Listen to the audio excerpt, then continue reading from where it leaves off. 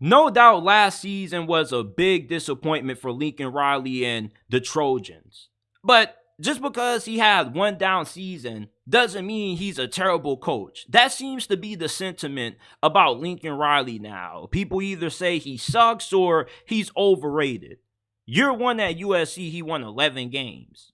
So he has demonstrated the ability that he definitely is a good enough coach that he can have the Trojans at the top of the college football food chain, being in that playoff national championship conversation. All right, we know that he's the best offensive mind in the sport. Every single quarterback that he gets turns to gold.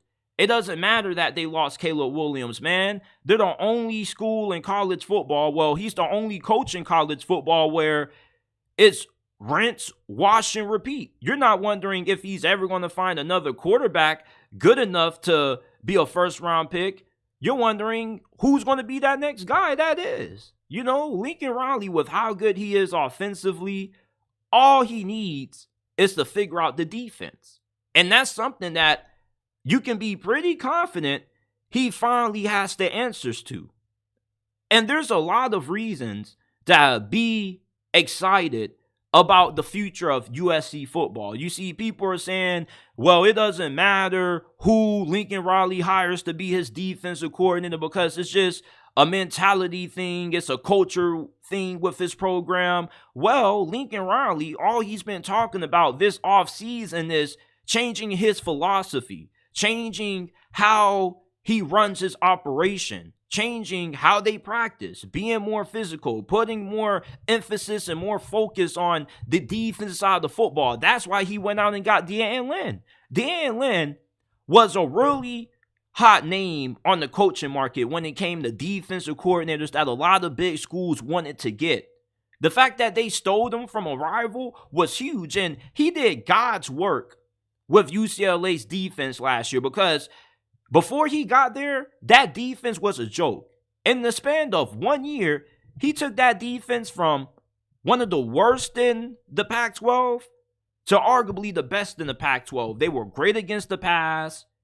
They were one of the best teams in the nation when it came to getting pressure on the quarterback. They were 15th in points per game allowed, 12th in yards per game allowed. USC, their defense, it may not be fantastic or all world, but this definitely is going to be a better defense than what they've had in the last 2 years under Lincoln Riley. You had Alex Grinch as your defensive coordinator. It doesn't get any worse than him. He was a scrub DC. He didn't know what the hell he was doing.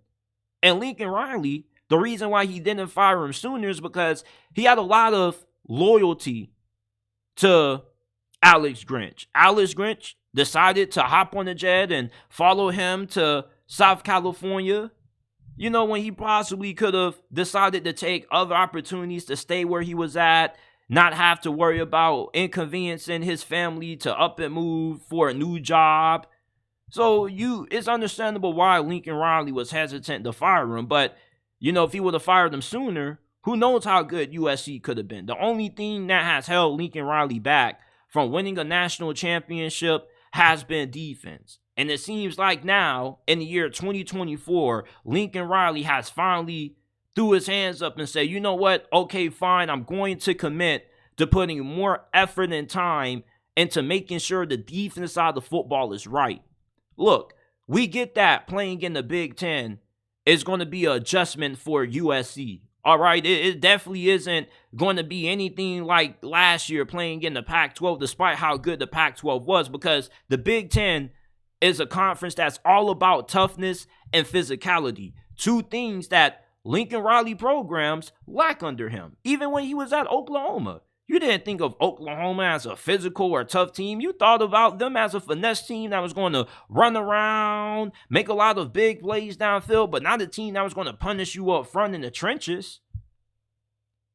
USC this year, with the new philosophy that Lincoln Riley has been talking about, they're going to bounce back. All right, now what is a bounce back season for USC? Is it 9 wins? Is it 10 wins? I'm expecting it for most people to be 10 wins. And they are going to have a really difficult schedule. All right, their first season in the Big Ten is no walk in the park.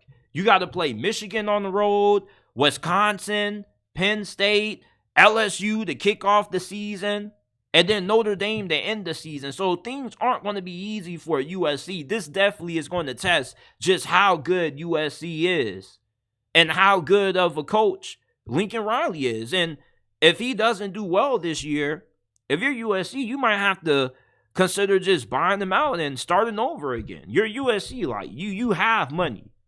But I don't think it's going to come down to that.